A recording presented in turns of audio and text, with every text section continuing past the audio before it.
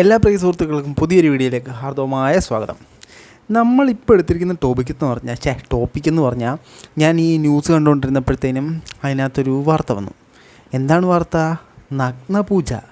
നഗ്നപൂജ ചെയ്യാൻ വേണ്ടി പോയപ്പോൾ നഗ്നപൂജയുടെ ഗുണഗണങ്ങളാണ് നമ്മളിന്ന് ചർച്ച ചെയ്യാൻ പോകുന്നത്. അപ്പോൾ നമുക്ക് നഗ്നപൂജയിലേക്ക് കടക്കാം.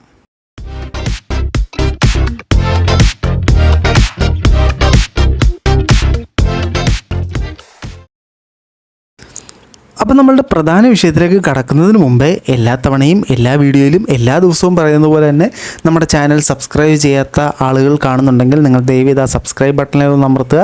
ഈ കാര്യം പറയുന്നില്ല, എന്നാലും ഞാൻ പറയാം, ബെല്ലൈക്കണിലും കൂടെ ഒന്ന് അമർത്തിയേക്കുക. ഈ മുഖം ഇടയ്ക്ക് കാണണം എന്നൊരു പോരായ്മ മാത്രമേ വരത്തുള്ളൂ. അത് പോകെ ശരിയാവും, നിങ്ങൾക്ക് ഇഷ്ടപ്പെടും, നമ്മൾ സെറ്റാവും എന്നാണ് എൻ്റെ ഒരു അനുമാനം. ഇനി നമ്മൾ നമ്മുടെ വിഷയത്തിലേക്ക് കിടക്കുമ്പോഴത്തേനും കഴിഞ്ഞ ദിവസം വാർത്ത കണ്ടുകൊണ്ടിരുന്നപ്പോഴത്തേനും അതിനകത്ത് നഗ്നപൂജ നടത്താൻ ശ്രമിച്ചു, 2 പേര് പിടിയിലായെന്ന് പറഞ്ഞ്. ഇത് മൊത്തം വാക്ക് തെറ്റുന്നത് ഞാൻ പറഞ്ഞു കുളവാക്കുന്നില്ല. നിങ്ങൾ വാർത്ത ഒന്ന് കണ്ടിട്ട് വായോ. ഈ അടിവാരം സ്വദേശിയായിട്ടുള്ള യുവതിയെ നഗ്നപൂജയ്ക്ക് വിധേയമാക്കാൻ നിർബന്ധിച്ചു എന്നുള്ളതായിരുന്നു പരാതി. അതായത് യുവതിയുടെ ഭർത്താവിന്റെ സുഹൃത്തായിട്ടുള്ള പ്രകാശൻ, അയാളും അടിവാരം സ്വദേശി തന്നെയാണ്. ഇവർ ഒരുമിച്ചായിരുന്നു ജോലി ചെയ്തിരുന്നത്. ഇവർക്ക് കുടുംബപരമായിട്ടുള്ള ചില പ്രശ്നങ്ങൾ ഭർത്താവും ഭാര്യയും തമ്മിൽ ഉണ്ടായിരുന്നു. അതിനൊപ്പം തന്നെ സാമ്പത്തികമായിട്ടുള്ള ചില പ്രയാസങ്ങൾ ഉണ്ടായിരുന്നു എന്നുള്ളതാണ് പറയുന്നത്. അതിനെ തുടർന്ന് ഈ ഭർത്താവ് ഗൾഫിൽ പോകാൻ തീരുമാനമെടുത്തു. അങ്ങനെ ഗൾഫിൽ പോകുന്ന കാര്യങ്ങൾ എളുപ്പമാക്കാനും അതുപോലെ തന്നെ കുടുംബത്തിന് സാമ്പത്തിക അഭിവൃദ്ധി ഉണ്ടാവാനും ഒപ്പം കുടുംബ പ്രശ്നങ്ങൾ പരിഹരിക്കാനും വേണ്ടി ഇത്തരത്തിലൊരു നഗ്നപൂജ നടത്തിയാൽ അത് ഉപകരിക്കും എന്നുള്ള കാര്യം ഈ പ്രകാശൻ എന്ന് പറയുന്ന ആൾ ഈ യുവതിയുടെ ഭർത്താവിനോട് പറഞ്ഞു എന്നുള്ളതാണ് പറയുന്നത്. അപ്പോൾ ഗൈസ്, അതാണ് നമ്മുടെ നഗ്നപൂജ. അതായത് പ്രകാശൻ എന്ന് പറയുന്ന ആൾ സുഹൃത്തിൻ്റെ ഭാര്യയോടും പറഞ്ഞത്, നഗ്നപൂജ നടത്തുകയാണെങ്കിൽ കുടുംബത്തിലുള്ള പ്രശ്നങ്ങൾ അവസാനിക്കും, സാമ്പത്തികമായിട്ടൊരു ഉന്നമനം ഉണ്ടാകും, പിന്നെ എന്നായിരുന്നു, വിദേശത്തേക്ക് പോകാൻ സാധിക്കും. ഇത്തരത്തിലുള്ള പ്രശ്നങ്ങളെല്ലാം ഈ നഗ്നപൂജ മൂലം ലഭിക്കുമെന്നാണ് അദ്ദേഹം പറഞ്ഞത്. അപ്പോൾ നമ്മൾ ചിന്തിക്കുകയാണെങ്കിൽ ശരിക്കും കുടുംബത്തിലെ പ്രശ്നങ്ങൾ നടത്താൻ നഗ്നപൂജയാണോ നടത്തേണ്ടത്? അവർ തമ്മിൽ നിന്ന് സംസാരിച്ച് അവർക്കിടയിലുള്ള ഐക്യത വർദ്ധിപ്പിച്ചാൽ തന്നെ ഇത് നടക്കും. അതെന്തെങ്കിലും ആട്ടെ, അതവിടെ നിൽക്കട്ടെ. അപ്പോൾ ഇത് കേരളത്തിൽ ഇപ്പോൾ മാത്രമാണോ സംഭവിച്ചുകൊണ്ടിരിക്കുന്നത് എന്ന് ഞാനൊന്ന് നോക്കിയപ്പോഴത്തേനും 1 വർഷം മുമ്പ് സമാന്തരമായ മറ്റൊരു വാർത്ത വന്നിട്ടുണ്ടായിരുന്നു. ആ വാർത്തയും കൂടെ ഞാൻ നിങ്ങളെ ജസ്റ്റ് ഒരു റെഫറൻസിന് വേണ്ടി കാണിക്കാം. ഒന്ന് കണ്ടിട്ട് പോയോ. മംഗലത്ത് യുവതിയെ പീഡിപ്പിച്ചെന്നും നഗ്നപൂജയ്ക്ക് ഇരയാക്കാൻ ശ്രമിച്ചുവെന്നും പരാതി. ബാധ ഒഴിപ്പിക്കാൻ എന്ന പേരിൽ ഭർത്താവും ഭർത്തൃമാതാവും നഗ്നപൂജയ്ക്ക് ഇരയാക്കാൻ ശ്രമിച്ചെന്നാണ് പരാതി. സംഭവത്തിൽ ഭർത്തൃമാതാവിനെ പോലീസ് കസ്റ്റഡിയിലെടുത്തു. ആറ്റിങ്ങൽ സ്വദേശിനിയാണ് പരാതിക്കാരി. എന്റെ ദുരിതം തുടങ്ങിയതാണ്. കല്യാണം കഴിഞ്ഞ് വന്നതിന്റെ അന്ന് മുതൽ അബ്ദുൾ ജബ്ബാർ എന്ന് പറഞ്ഞ ഒരുത്ത ഇവിടെ ഉണ്ട്. അവൻ നിരന്തരം എന്നെ പീഡിപ്പിക്കുകയും അവന് വേണ്ടിയിട്ട് വക്കാലത്ത് ഏറ്റെടുത്ത് സംസാരിക്കുന്നത് എന്റെ ഭർത്താവ് ഷാലും, അമ്മ ലൈഷയും സഹോദരി ശ്രുതിയാണ് എല്ലാവരും കാഴ്ചവെക്കാനായിട്ട് നിർബന്ധിക്കുന്നത്. അതോടൊപ്പം തന്നെ ഒരു സിദ്ദിഖുണ്ട്, നിലമേൽ എവിടെയുള്ള ഒരു സിദ്ദിഖ്, അവനാണ് എന്റെ ഉടുപ്പ് വലിച്ചു കീറിയിട്ടുണ്ട്. അതൊക്കെ ഞാൻ എന്റെ ഭർത്താവിനോട് പറയുമ്പോൾ അതൊന്നും സാരമില്ല, അതൊക്കെ മന്ത്രവാദത്തിന്റെ ഭാഗമാണെന്ന് പറയാറുണ്ട്. സിദ്ദിഖോ? ഇത് നമ്മളെ മറ്റേ സിദ്ദിഖല്ലല്ലോ അല്ലേ? എന്തെങ്കിലും ആട്ടെ. അപ്പോൾ ഈ 2 വിഷയങ്ങളിലും സമാനമായൊരു കാര്യം എന്ന് പറഞ്ഞു കഴിഞ്ഞാൽ, ഈ ടോപ്പിക്ക് എനിക്ക് മൊത്തം ടങ് ട്വിസ്റ്റ് ആകുന്നത് കേട്ടോ. സമാനമായൊരു കാര്യം എന്ന് പറഞ്ഞു കഴിഞ്ഞാൽ, സുഹൃത്തുക്കളാണ് ഇവരെ ഇതിലേക്ക് ആകൃഷ്ടരാക്കുന്നത്. അപ്പോൾ നമ്മളിങ്ങനെ ഈ എന്തിനാണ് ഇവർ ഈ ഇത്തരത്തിലുള്ള പൂജ നടത്തുന്നതെന്ന് അറിയണമല്ലോ. ബാധ ഒഴിപ്പിക്കാനും ഒക്കെ ഉണ്ട്. അപ്പം നമ്മൾ ഇതിൻ്റെ ഡീറ്റെയിൽസ് നോക്കുകയാണെങ്കിൽ ഞാൻ നിങ്ങൾക്ക് വായിച്ച് കേൾപ്പിക്കാം. ഇത് ഞാൻ ഇംഗ്ലീഷിലുള്ളൊരു ലേഖനം മലയാളത്തിലേക്ക് ഞാൻ തർജ്ജമ ചെയ്തതാണ് ഞാൻ നിങ്ങൾക്ക് പറയുന്നത് കേട്ടോ. ഇത് ഇംഗ്ലീഷിനെ മലയാളത്തിലോട്ട് ട്രാൻസ്ലേറ്റ് ചെയ്തുകൊണ്ട് ഇടയ്ക്കൊക്കെ ഒന്ന് സീനാകും കേട്ടോ, കാര്യമായിട്ട് എടുക്കണ്ട. ഈ പൂജ സാധാരണയായി ഭർത്താക്കന്മാരോ അല്ലെങ്കിൽ ദമ്പതികൾക്കോ ചെയ്യാം. ശരി. പങ്കാളികൾ, കുടുംബങ്ങൾ, സുഹൃത്തുക്കൾ ഒരുമിച്ച് ചെയ്യാം. ഈ പൂജയിൽ പങ്കെടുക്കുന്നവർക്കെല്ലാം അപര്യമായ സന്തോഷവും സമാധാനവും നിറയുന്നു. ആർക്ക് നിറയുന്നു? പിന്നെ നഗ്നത യാഥാർത്ഥ്യത്തെ മൂടി ഓക്കെ നഗ്നത യാഥാർത്ഥ്യമാണ്. യാഥാർത്ഥ്യത്തെ മൂടി വെക്കുന്നത് ശരിയല്ല. ഇതാണ് ഇതിൻ്റെ കോൺസെപ്റ്റ്. അതായത് നഗ്നത എന്ന് പറയുന്ന യാഥാർത്ഥ്യമാണ്. നഗ്നത എന്ന യാഥാർത്ഥ്യത്തെ നമ്മൾ മൂടി വെക്കുന്നതുകൊണ്ടാണ് ഇത്തരത്തിലുള്ള ഐശ്വര്യങ്ങളും പ്രശ്നങ്ങളും എല്ലാം നമ്മളുടെ മേൽ ഇങ്ങനെ വന്ന് മൂടി നിൽക്കുന്നത്. ഓക്കെ, ശരി. പൂജയിൽ ഇത് ചെയ്യുന്നത് മൂലം ശാരീരികമായും മാനസികമായുമുള്ള സമ്മർദ്ദങ്ങൾ മാറി തമ്മിൽ ഐക്യപ്പെടുന്നു. ഓക്കെ. പങ്കാളികളും ബന്ധുക്കളും ഐക്യം സൃഷ്ടിച്ചു. പിന്നെ പൂജാഘട്ടങ്ങൾ. ആദ്യം എല്ലാ പങ്കാളികളും അവരുടെ നീക്കം ചെയ്യണം. അമ്മമാർ അവരുടെ കുട്ടികളെ പോലെ ചെയ്യുന്നതാണ്. ഓക്കെ.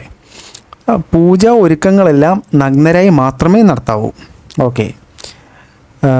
പിന്നെ പുരുഷന്മാർക്ക് തുടക്കത്തിൽ ഉണ്ടാവും, അത് പോകെ മാറിക്കോളും എന്നാണ് എഴുതി വച്ചിരിക്കുന്നത്. പിന്നെ ഇത് ഞാൻ പറഞ്ഞു തരാടെ. അതായത് ഈ കോൺസെപ്റ്റ് എന്ന് പറയുന്നത്, നഗ്നത എന്ന് പറയുന്നത് സത്യമാണ്. ഈ സത്യത്തെ നമ്മൾ വസ്ത്രങ്ങൾ വെച്ച് മൂടി വെച്ചിരിക്കുന്നതാണ് ഈ കോൺസെപ്റ്റ് പ്രകാരം പറയപ്പെടുന്നത്. അപ്പോൾ ഈ പൂജ ചെയ്യുന്നത് മൂലം ഇപ്പോൾ ഭാര്യ ഭർത്താക്കന്മാർ അല്ലെങ്കിൽ സഹോദരങ്ങൾ അല്ലെങ്കിൽ ബന്ധുക്കൾ തമ്മിൽ ഈ ചർച്ച ചെയ്യുമ്പോഴത്തേനും അവർക്കിടയിൽ അഭേദ്യമായ സ്നേഹം പുറപ്പെടുകയും അവർക്കുള്ളിലെ പ്രശ്നങ്ങളെല്ലാം തീരുകയും ചെയ്യും എന്നാണ് ഈ കോൺസെപ്റ്റ്. ഈ കോൺസെപ്റ്റ് ചെയ്യുന്നതിന് കുറേ ഘട്ടങ്ങളുണ്ട്. ഈ പൂജ ചെയ്യുന്നതിന് ആ ഘട്ടങ്ങളിൽ പറയുന്നത് ഇവർ നഗ്നരായിട്ട് വേണം ഈ പൂജാകർമ്മങ്ങളെല്ലാം ചെയ്യാനായിട്ട്. ഈ പൂജാകർമ്മങ്ങൾ ചെയ്യുന്ന സമയത്ത് പുരുഷന്മാർക്ക് ചില ബുദ്ധിമുട്ടുകളൊക്കെ ഉണ്ടാവും, അതൊന്നും കരുവിട്ടെടുക്കേണ്ടെന്നൊക്കെയാണ് അവർ പറഞ്ഞിരിക്കുന്നത്. പിന്നെ ഈ നമ്മൾ ചില ആഘോഷത്തിൽ കണ്ടിട്ടില്ലേ ഗണപതിയുടെ രൂപം കൊണ്ട് വെള്ളത്തിൽ കരയ്ക്കുന്നത്, അതേപോലെ ഒരു ദേവിയുണ്ട്. കൂടുതൽ ഡീറ്റെയിൽസ് ഞാൻ പറയുന്നില്ല കേട്ടോ, ശരിയാകത്തില്ല. അതുകൊണ്ട് ഒരു ദേവിയുടെ രൂപം ഇതുപോലെ മണലിലുണ്ടാക്കി അതിന് മഞ്ഞ നിറം കൊടുക്കണമെന്ന് ഇട്ടേക്കുന്നത്. മഞ്ഞ നിറം കൊടുത്തിട്ട് അതിനെയാണ് ഇവർ പ്രീതിപ്പെടുത്തുന്നത്, ആ ദേവിയാണ് പ്രീതിപ്പെടുത്തുന്നത്. ഈ പൂജാ സമയത്ത് സ്വാഭാവികമായിട്ടും നമ്മൾ കണ്ടിട്ടില്ലേ മറ്റേ ഇതിനകത്തിട്ടിരിക്കുന്ന മന്ത്രമൊക്കെ ചൊല്ലുന്നേ, അതേപോലെ ഒരു മന്ത്രമുണ്ട്. ആ മന്ത്രവും ഇവിടെ എഴുതി വെച്ചിട്ടുണ്ട്. ശുക്ലാം വരദരം ഓം ശ്രീ ഗംഗയ നമക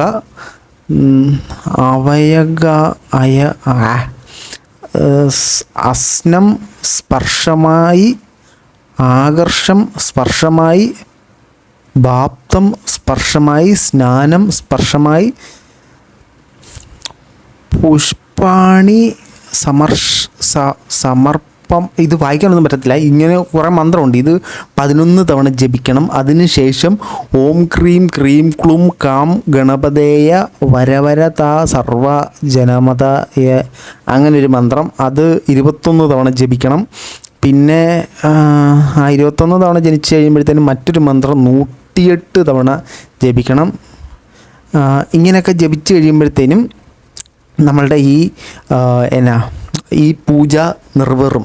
അല്ലെങ്കിൽ അത് അതിൻ്റെ ഉച്ചസ്ഥായിയിലെത്തി നമ്മളുടെ പ്രശ്നങ്ങളെല്ലാം മാറും.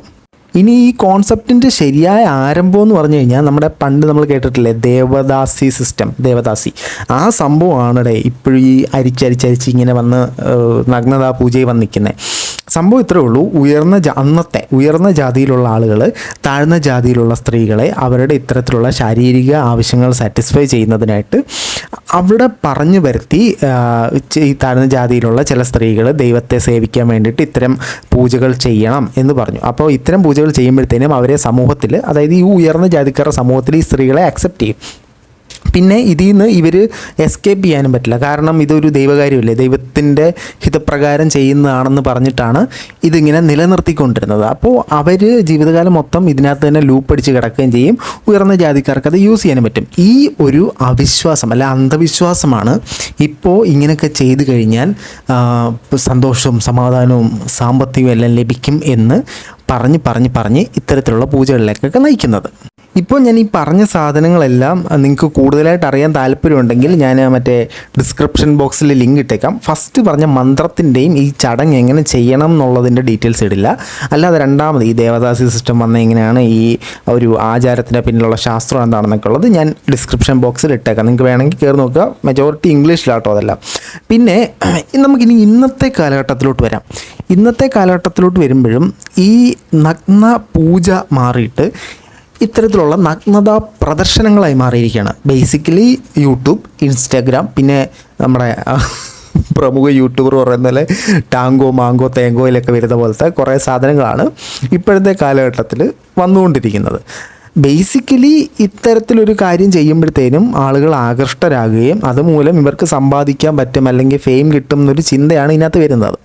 ഇനി ഈ നഗ്നതാ പൂജകൾ നടത്തണമെന്ന് പറഞ്ഞിട്ട് എല്ലാ ഭർത്താക്കന്മാരുടെയും ഒരു സുഹൃത്ത് വരുമല്ലോ, അവൻ്റെ ഉദ്ദേശം തെറ്റിത്തരം തന്നെയാണ്.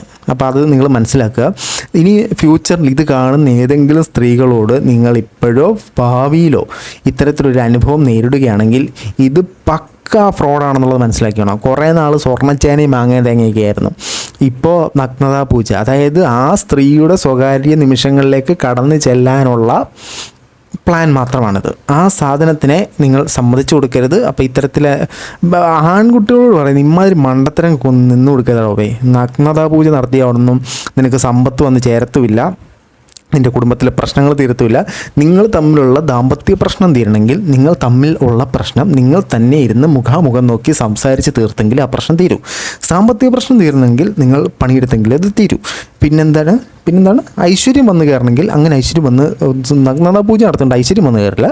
ആ നഗ്നതാ പൂജ നടത്തുന്നവന് ഒരു മാനസിക സുഖം ലഭിക്കും എന്നൊരു സാധനം മാത്രമേ ഉള്ളൂ. അപ്പോൾ ഇത്തരത്തിലുള്ള മണ്ടത്തരങ്ങളൊന്നും ദയവേത് വിശ്വസിക്കില്ല. ആചാരങ്ങൾ നല്ലതാണ്, അത് അന്ധവിശ്വാസങ്ങളിലേക്ക് പോകാതിരിക്കാൻ ശ്രദ്ധിക്കുക. ഇനി നിങ്ങൾ നിങ്ങളുടെ അഭിപ്രായങ്ങൾ കമൻറ്റുകളായി രേഖപ്പെടുത്തുക. ഞാൻ പറഞ്ഞതിൽ എന്തെങ്കിലും തെറ്റുകളുണ്ടെങ്കിൽ ക്ഷമിക്കുക. കാരണം ഈ ദേവദാസി കോൺസെപ്റ്റ് ഈ ഇപ്പം ഏൻഷ്യൻ്റ് കാലഘട്ടമൊന്നും വലിയ പിടിയുള്ള ടോപ്പിക്കൊന്നുമില്ല നമുക്ക്. എന്തെങ്കിലും ഉണ്ടെങ്കിൽ നിങ്ങൾ കമൻറ്റുകളെ രേഖപ്പെടുത്തുക. മറ്റൊരു വീഡിയോയിൽ കാണുന്നവരെ ബൈ. ഇനി എങ്ങാനും ബിരിയാണി കൊടുത്താലോ? ആ മന്ത്രം എവിടെയായിരുന്നു? ഓം ക്രീം ക്രൂം ക്രീം.